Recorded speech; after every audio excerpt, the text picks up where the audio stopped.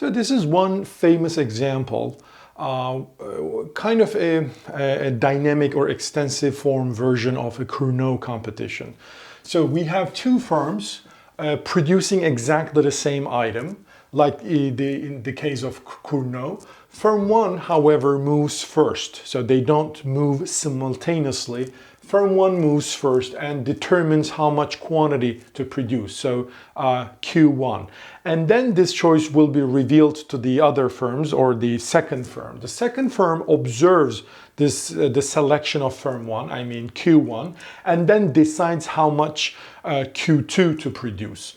All right, and then once, assuming that there are only two firms, the Q1 and Q2 is produced, well then the market clearing price will be determined according to this inverse demand function, where A and B are some positive real numbers and Q is the total quantity in this market.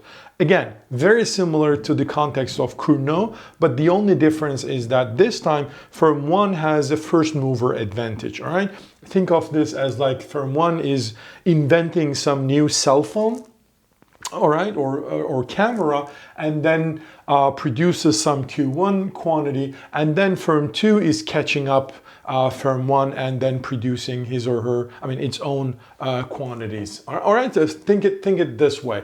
But here, obviously, one important thing is that, once firm 1 chooses his quantities, there is no time lag where firm 1 enjoys the monopoly power. All right, so once firm 1 is choosing its quantity, firm 2 immediately chooses its quantity. So basically firm 1 never enjoys any time period where it is the only producing firm. All right, that would be a different game. This is not what we are analyzing here. All right. So the question is, how do we find the equilibrium or this optimal strategy in this game? We will actually find the subgame perfect Nash equilibrium because it's the appropriate solution concept in extensive form games. And what we will use is the idea of backward induction. So we are going to start the analysis from the last moving player and then build upon his or her strategy. So here, remember, the strategy set for player 1 is actually very simple. It's it's the set of all prices that firm 1 can choose, right? So it's basically 0 infinity interval. What about strategy for player 2? Well, firm 2, the strategy is a function which maps every information set to an outcome. So what does that mean? That means a strategy for firm 2, I'm going to denote it by Q2, is basically a function which maps 0 infinity to 0 infinity, okay? So what does that mean? That means firm 2 looks at how much quantity firm 1 produces, all right? So Q1 is in this interval, and then it chooses some quantity in this interval. All right, so what does that mean? How can I write this set of strategies for firm 2? Well, simple, Q2 such that Q2s are functions from 0 infinity to 0 infinity interval. And trust me, there are infinitely many such functions. All right, so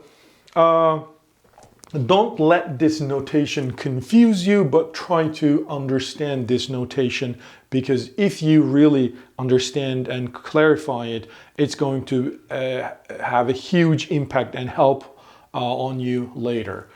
So remember, we said we're going to start finding the optimal strategies from the last moving player, which is player 2.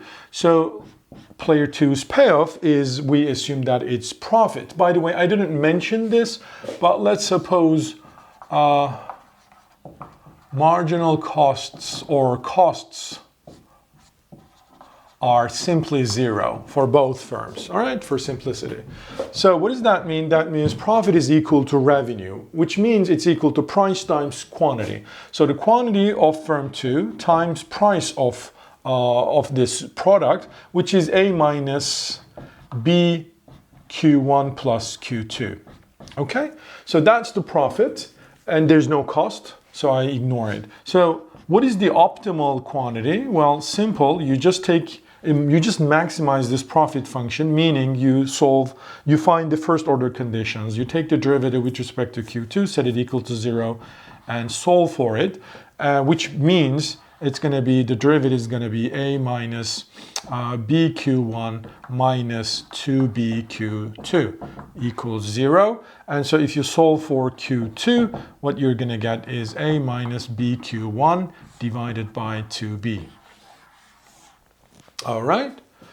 So this is the strategy. So here, if you want to sort of relate this strategy, this is in fact really a function of Q1. So from one's choice Q1, you tell this Q1 to me, I'm going to determine how much output I am going to produce according to this relationship. All right, so these things are exactly the same things. Okay, so what is next? So now I found the optimal strategy for player 1. It's basically this function. That's it. Now I would like to find the optimal strategy for firm 1. So this is the optimal strategy for firm 2. I probably said it's optimal strategy for firm 1 by mistake. Now I'm going to find the optimal strategy of firm 1. So firm 1's profit function is equal to this. Again, no cost. Price times quantity. Quantity of firm 1 obviously times price, which is a minus b. I'm just going to write this bq1 minus bq2. Okay, so the only difference between the first and the second firm's profit function is that it's going to be multiplied by q1 rather than q2. Well, should I start and take the derivative with respect to q1, set it equal to 0, and solve for q1, which is a function of q2, and then solve these together? No. If you do this, this is what exactly Cournot does. Here, remember, in the Stackelberg, firm 1 now knows what the optimal strategy for firm 2 will be, because firm 2 has the opportunity to observe q1. So if firm 1 chooses q1, it knows that its opponent will choose exactly this strategy. So what does that mean? Like we did in the backward induction examples, what we have to do, we have to write this profit function as follows. Look, q1 is the choice I'm going to choose now, but I know what q2 is. q2 is b times this thing, a minus bq1 divided by 2b. Again, why? Well, because player 2 now can observe my choice q1 and hence react to it. In the Cournot example, we didn't do it. Instead, we found the best response of firm 1, best response of firm 2, and intersected these best responses, meaning we found the point where, best responses sort of coincide. Here, when you make a choice, you do not take Q2, or when firm 1 makes its choice, you do not take Q2 as Q2. You take it as a function of Q1. Again, why is that? Because in this extensive form game, firm 1 knows that the firm 2 is going to optimally choose, so revise its strategy, and will choose according to this relationship. So we have to incorporate it into the profit function. So let's simplify this first before taking a derivative. So this b and this b will cancel out. I have minus a over 2, but I have plus a. So it's going to be q1 plus a over 2, right? And then I have minus bq1, and then I have plus bq1 divided by 2. So I'm going to have minus bq1 divided by 2. So it's going to be simpler. So now if I take the derivative with respect to q1, the q2 will vanish, and this is exactly what it should be. So here the derivative is going to be a over 2. This is a terrible a. It looks like q. I'm sorry. A over 2 minus, this is going to be b over 2 q1 squared, but if you take the derivative, it's going to be 2b over 2 q1. So basically it's b q1 equals 0. That means q1 equals A over 2B. So whatever A and B are, I know that they're positive numbers. Firm 1's optimal choice is going to be A divided by 2B. Well, given this, therefore, Q2 is going to be, let's put star here, Q2 is going to be A minus B times Q1. So B's will cancel out, so it's going to be A over 2 divided by 2B. But this is A minus A over 2 is A over 2 divided by 2B, so it's basically A over 4B. All right, so what does that mean? That means firm 1 is producing A over 2B quantity, and the firm 2 is producing half of it. And if you remember from the Cournot example, if both firms' marginal costs or the costs are the same, they actually choose the same quantities. But here they do not choose the same quantities. Why is that so? Well, because the first mover has an advantage. It moves first, and then the second mover has to revise its quantity choice. And because the firm 1 has a first mover advantage, it's going to produce more than what it would produce if it was a Cournot competition rather than a Stackelberg competition. And because firm 1 is producing more than the Cournot quantity, firm 2 is going to produce less. Why is that? Because if there's too much output, the market price is going to be very low, and so it's not profitable. Okay? So that's it. So here is how I should, solving the question is one thing, and then sort of summarizing the solution is also important. So I should summarize it as follows. The subgame perfect Nash equilibrium strategy profile of this game is such that firm 1 produces A divided by 2B, and firm 2 produces, according to this strategy, A minus BQ1 divided by 2B. Remember, you have to, so strategy profile must give us the strategy. The strategy for player 1, I erased it, I'm sorry, but a strategy for player 1 is just a number, Q1, but the strategy for player 2 is a function. So you have to tell me this function. So that constitutes a strategy profile, and it's subgame perfect Nash equilibrium thanks to backward induction. Well, the outcome that corresponds to this